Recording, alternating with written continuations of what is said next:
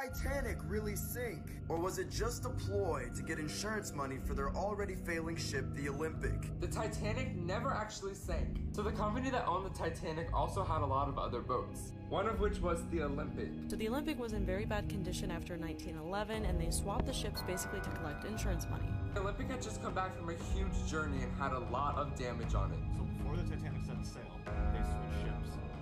So basically they put the Titanic over on the Olympic because they knew it was going to sink, and that was so they could collect the insurance money. What's a conspiracy theory that absolutely blows your mind? Conspiracy theory that the Titanic was actually the Olympic that was sunk for insurance. Hey guys, what's up?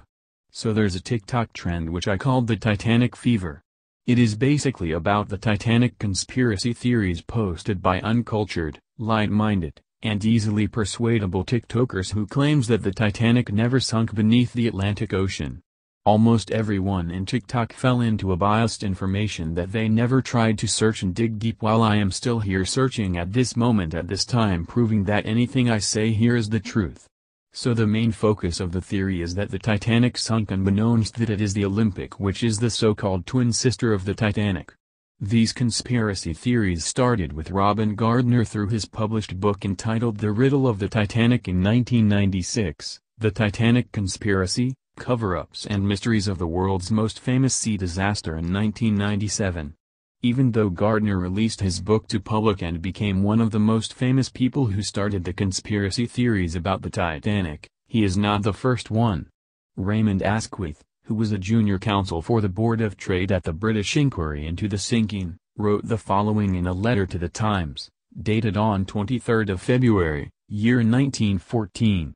The architect, the owner, and the captain were partners in an infamous conspiracy to repair their desperate fortunes by sinking the ship and sharing the insurance money, he said. Yet to believe that, the insurance money should almost be as the price of the Titanic if they were to sink it, but the insurance only covered and summed up to $5 million. The total construction cost of the Titanic is $7.5 million, which means that they lost a lot of money if they just intended to sink the ship. Going back to what Gardner's point, he actually admits that the switching is almost impossible, that it did not happen. His words was, in the end it was Harland and Wolff who provided an acid test.